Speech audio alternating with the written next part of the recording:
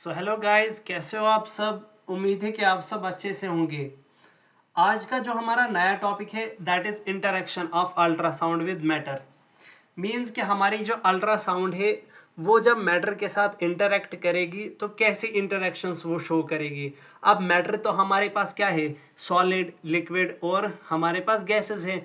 तो means in सब चीज़ों के साथ ये जो है इंटरेक्ट करता है। तो अब हम देखते हैं कि यहाँ पे बॉडी के साथ ये कैसी जो है इंटरेक्शन शो करेगा। सबसे पहले यहाँ पे हम देखते हैं रिफ्लेक्शन।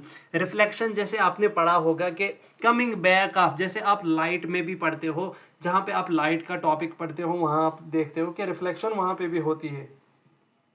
तो वहाँ पे क्या होता है कि वहाँ पे भी लाइट क्या है, रिफ्लेक्ट करके वापस आती है। अब रिफ्लेक्ट करने का मतलब होता है कि वापस आना। Coming back of ultrasound when it strikes on the surface. Means जब भी अल्ट्रासाउंड किसी सरफेस पे स्ट्राइक करेगी तो वहाँ से ये क्या करेगी, वापस आएगी। अब ये डिपेंड किस पे करता है, ये डिपेंड करता है एकॉस्टिक इम्पीडेंस पे। अब मैंने पिछले लेक्चर्स में आपको बताया था एकॉस्टिक इम्पीडेंस होता क्या है। एकॉस्टिक इम्पीडेंस होता है रेजिस्टेंस। रेजिस्टेंस हो गया रुकावट, जो बॉडी रुकावट जो है करती है। मीन्स कि ये क्या करती है, अल्ट्रासाउंड को रोकती है। अब जितना कोई ऑब्जेक्ट जितना कोई ऑब्जेक्ट अल्ट्रासाउंड्स को रोकेगा उतनी ज़्यादा क्या होगी, रिफ्लेक्शन, उतना ज़्यादा वो क्या है, आएगा वापस। जब वो उसको वापस मतलब अंदर जाने ही नहीं देगा तो ये क्या करता है, फिर अल्ट्रासाउंड हमारी वापस आ जाती है। मीन्स कि जितना एकॉस्टिक इम्पीडेंस होगा उतना रिफ्लेक्शन होगा। मीन्स डायरेक्टली प्रोपोर्शनल इनकी क्या है, रिलेशन है। यहाँ पे जो ये एक यहाँ पे डायग्राम जैसी है, यहाँ पे मैं आपको समझाऊंगा थोड़ा सा होता क्या है। सबसे पहले क्या होता है यहाँ पे कि यहाँ से इंसिडेंट वेव आती है। ये इंसिडेंट वेव क्या है, अल्ट्रासाउंड वेव। ये निकली कहाँ से है, ये निकली है हमारे पास ट्रांसड्यूसर से। अब ये यहाँ पे किसी बॉडी सरफेस या किसी भी मैटर के साथ इंटरेक्शन कर रही है, मैटर के साथ स्ट्राइक कर रही है। लेकिन मैटर जो है इसने इसको यहाँ पे अंदर जाने नहीं दिया, तो इसने क्या किया, यहाँ पे वापस आ गई। इसी को बोलते हैं रिफ्लेक्टेड वेव। अब जो ये यहाँ से आती है, फॉर एग्जाम्पल यहाँ पे अगर एक नॉर्मल हम जो है ड्रॉ करें तो यहाँ पे जो एंगल बनता है this is angle of incidence. क्या बोलते हैं, एंगल ऑफ इंसिडेंस, जिसको हमने डिनोट किया आई से। और जब ये वापस चली गई तो इसने भी एक एंगल बनाया इस नॉर्मल से। तो नॉर्मल जो है परपेंडिकुलर पड़ता है इस पॉइंट पर। अब जो एंगल यहाँ पे बनता है ये इसको बोलते हैं हम एंगल ऑफ रिफ्लेक्शन। क्या बोलते हैं, एंगल ऑफ रिफ्लेक्शन। और यहाँ पे इसको डिनोट करते हैं आर से। ये है इंसिडेंट वेव और ये है रिफ्लेक्टेड वेव। हमारा जो है लॉ एक है law of reflection. Law of reflection बोलता है जो एंगल ऑफ आई है वो एंगल ऑफ आर के बराबर होगा। Means angle of incidence is equal to angle of reflection. अब यहाँ पे जब आप क्या करोगे, अगर आपका जो मटेरियल होगा वो सॉलिड होगा, क्या होगा, अगर वो सॉलिड मटेरियल होगा और इस सॉलिड मटेरियल के ऊपर जो सरफेस होगी वो स्मूथ होगी, तो आपको क्या दिखेगा, मैक्सिमम यहाँ पे रिफ्लेक्शन मिलेगी। क्या मिलेगी आपको, मैक्सिमम रिफ्लेक्शन, ये आप याद रखेंगे। दूसरा, अगर आपका जो टिश्यू है या मैटर है वो आपका सॉफ्ट टिश्यू है और सॉफ्ट टिश्यू के बाहर से ईयर है, क्या है, ईयर है, तो आपकी मिनिमम रिफ्लेक्शन होगी। अगर आपका मटेरियल क्या है, सॉलिड है, तो मैक्सिमम रिफ्लेक्शन, और मटेरियल सॉफ्ट है तो मिनिमम रिफ्लेक्शन।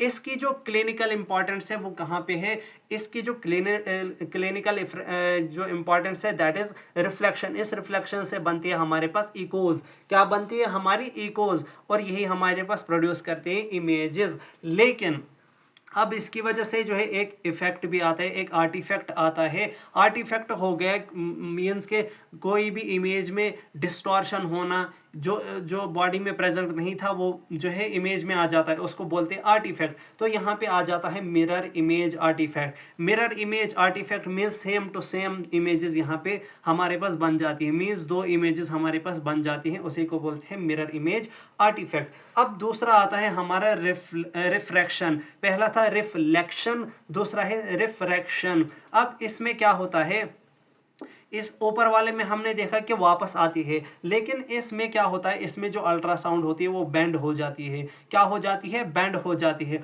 वो बेंड क्यों होती है, क्योंकि जब ये ट्रेवल करता है, जब ये अल्ट्रासाउंड कहाँ से आती है, rarer medium to denser medium और denser medium to rarer medium. Means कि यहाँ पे मीडियम चेंज होता है। अभी ये रेयरर और डेंसर क्या हो गए, रेयरर हो गए जिसमें जो मॉलिक्यूल्स हैं वो कम होंगे, मीन्स कि उनमें जो इंटर मॉलिक्यूलर स्पेस होगी वो ज़्यादा होगी। और डेंसर में क्या होता है, डेंसर में वो मॉलिक्यूल्स टाइट टाइट होंगे, उसी को बोलते हैं डेंसर। तो जब इनकी वजह से जब मीडियम हमारे पास चेंज हो आइदर रेयरर टू डेंसर और डेंसर टू रेयरर, तो यहाँ पे क्या होता है, बेंडिंग हो जाती है। और जब बेंडिंग होती है तो वेलोसिटी भी चेंज होती है। अब इसकी वजह से भी एक आर्टिफैक्ट आता है, that is edge shadowing artifact. Means कि एक एज जैसी आपके पास जो है इमेजेस में बन जाती है। अब यहाँ पे डायग्रामेटिकली मैं थोड़ा सा यहाँ पे इसको एक्सप्लेन करता हूँ। जैसे कि ये एक कोई सरफेस थी, बॉडी सरफेस या मैटर था, यहाँ से इंसिडेंट वेव आया,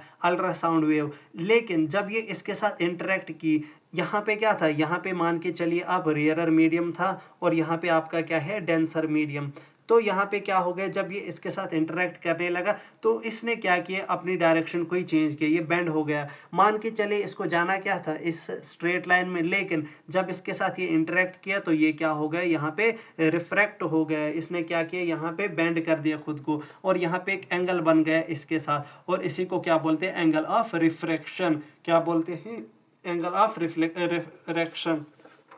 अब इस एंगल ऑफ रिफ्रैक्शन को हमारे पास एक लॉ है, उसके लिए भी एक लॉ है, that is Snell's law. Snell's law जो है इसी रिफ्रैक्शन के लिए होता है, लॉ ऑफ रिफ्रैक्शन के लिए, जो हमारे पास बोलता है जो साइन ऑफ थीटा होता है। मीन्स के यहाँ पे जो ये पहला एंगल था, जो ये पहला एंगल यहाँ पे था θ1 और θ2, ये क्या होगा, कैसे होगा, मीन्स कि ये जो साइन थीटा और साइन 2 थीटा, इन दोनों का रेशो जब आप करोगे उनकी जो वेलोसिटी भी होगी वो डिफरेंट होगी।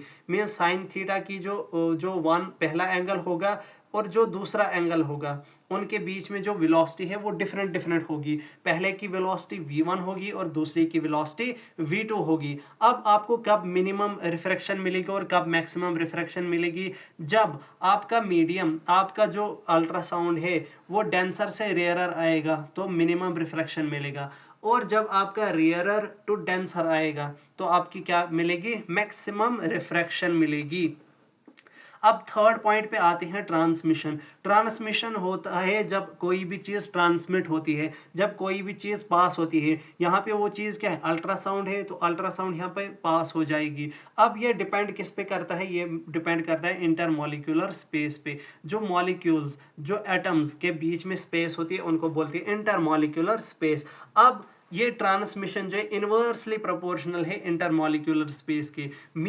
मींस अगर इंटरमॉलिक्यूलर स्पेस कम है, सबसे कम आपको कहाँ मिलती है, सॉलिड्स के केस में। मींस कि अगर आपका यहाँ पे सॉलिड होगा उसमें क्या इंटरमॉलिक्यूलर स्पेस कम है तो आपकी ट्रांसमिशन क्या होगी, ज़्यादा होगी। अगर यहाँ पे आप गैस लोगे, गैस में क्या होता है, उसमें कम जो इंटरमॉलिक्यूलर स्पेस है वो ज़्यादा होती है तो ट्रांसमिशन आपको कम मिलेगी। मींस कि ये क्या है, जितना अगर आपका सॉलिड होगा ट्रांसमिशन ज़्यादा, अगर आपका गैस होगा तो ट्रांसमिशन क्या होगी, कम होगी। अब फोर्थ पॉइंट जो है दैट इज एब्जॉर्प्शन। एब्जॉर्प्शन हो गया, यहाँ पे एब्जॉर्ब करता है ये रेज को और फिर उनको क्या करेगा, कुछ कन्वर्ट करेगा। यहाँ पे क्या होता है, जब साउंड वेव्स सारी के सारी साउंड वेव्स नहीं, कुछ साउंड वेव्स जो है यहाँ पे क्या करती हैं, वो बॉडी में चली जाती है, और बॉडी में जब वो चली जाती हैं वो टिश्यू जो है उसको कन्वर्ट कर देता है into the heat. When the sound waves is converted into the heat, this process is known as absorption. अब सबसे ज़्यादा एब्जॉर्प्शन यहाँ पे शो करता है हमारा लंग्स। कौन शो करता है, हमारा लंग्स शो करता है। कितना, 90% अप्रॉक्सीमेटली। अब आपकी फ्रीक्वेंसी जो है डायरेक्टली प्रोपोर्शनल है एब्जॉर्प्शन की। मींस अगर आपकी फ्रीक्वेंसी ऑफ अल्ट्रासाउंड ज़्यादा है तो एब्जॉर्प्शन क्या होगी, एब्जॉर्प्शन भी ज़्यादा होगी।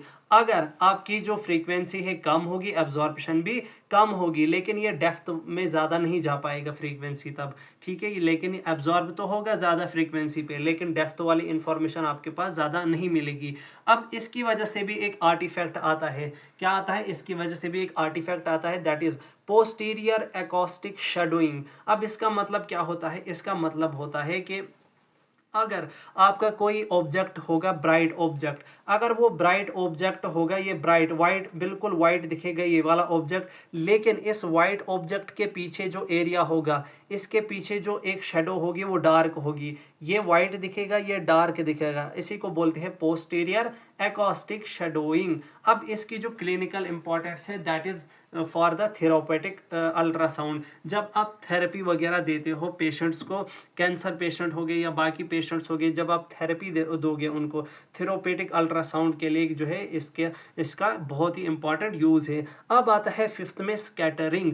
स्कैटरिंग हो गया फैलना। स्कैटरिंग क्या हो गया? फैलना। जब फैल जाती है अल्ट्रासाउंड, जब भी अल्ट्रासाउंड क्या आएगी, मान के चलिए ये हमारे पास यहाँ पे ऊपर से अल्ट्रासाउंड आ रही थी, क्या आ रही थी? अल्ट्रासाउंड। तो कुछ इधर जाएंगी, कुछ इधर जाएंगी, कुछ इधर जाएंगी, कुछ इधर जाएंगी, कुछ इधर जाएंगी, मीन्स कि ये क्या करेंगी? फैल जाएंगी। इसी को बोलते हैं स्कैटरिंग। यहाँ पे मल्टीपल डायरेक्शंस में ये क्या करेगा? स्कैटर कर जाएगा, फैल जाएगा जब भी स्ट्राइक करेगा किसी भी सरफेस पे। अब मैक्सिमम आपको स्कैटरिंग कहाँ दिखेगी? जब आपका सरफेस रफ होगा। क्या होगा? जब आपका सरफेस क्या होगा? रफ। वही मैंने बोला था रिफ्लेक्शन के केस में भी कि जो उसको रोकता है उसकी वजह से वो वापस आता है। अगर रफ सरफेस होगा तो रफ सरफेस की वजह से भी हमारे पास क्या होगा? हमारे पास स्कैटरिंग ज़्यादा होगी। और एजेस की भी वजह से हमारे पास, जैसे कि हमारे पास कुछ चीज़ों में एजेस होती हैं तो उनकी वजह से भी क्या होता है? स्कैटरिंग होती है। अब स्कैटरिंग हमारे पास तीन तरह की हैं। एक है रिले स्कैटरिंग, एक है माई स्कैटरिंग, एक है डिफ्रैक्शन स्कैटरिंग।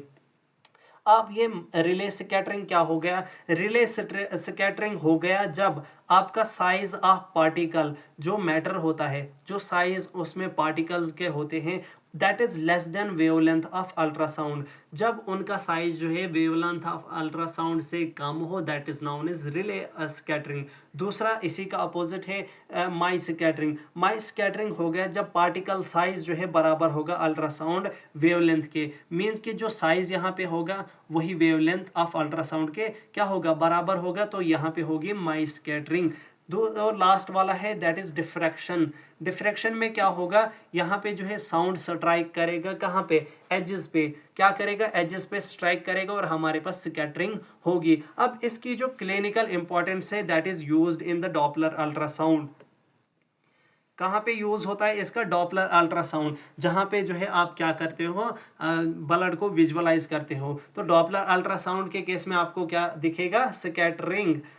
लास्ट वाला जो है आपका है एटेन्यूएशन। एटेन्यूएशन क्या होगा? एटेन्यूएशन हो गया लॉस ऑफ एनर्जी। क्या हो गया? लॉस ऑफ एनर्जी को हम क्या बोलते हैं? जो है attenuation. The reduction in the energy of the ultrasound is known as attenuation, or loss of energy of ultrasound is known as attenuation. अब ये attenuation किस किस की वजह से होती है? एक होती है ये absorption की वजह से। जब जो है अल्ट्रासाउंड एब्जॉर्ब होगी, मान के चलिए 100 हमारे पास एनर्जी थी, तो एब्जॉर्ब जब हो गई 10 तो 90 बची, मीन्स कि यहाँ पे क्या होगा? लॉस हो गया एनर्जी का। रिफ्लेक्शन, जब आपकी जो आपकी अल्ट्रासाउंड है जब वो वापस आएगी तो जिस वक्त वो स्ट्राइक करेगा तो उस वक्त भी क्या होता है? लॉस ऑफ एनर्जी होता है। तो मीन्स रिफ्लेक्शन के टाइम भी होगा। और स्कैटरिंग, स्कैटरिंग में भी क्या हो गया? स्कैटरिंग में भी क्या होता है? लॉस ऑफ एनर्जी होता है। This is all about the interaction of ultrasound with the matter. Thank you.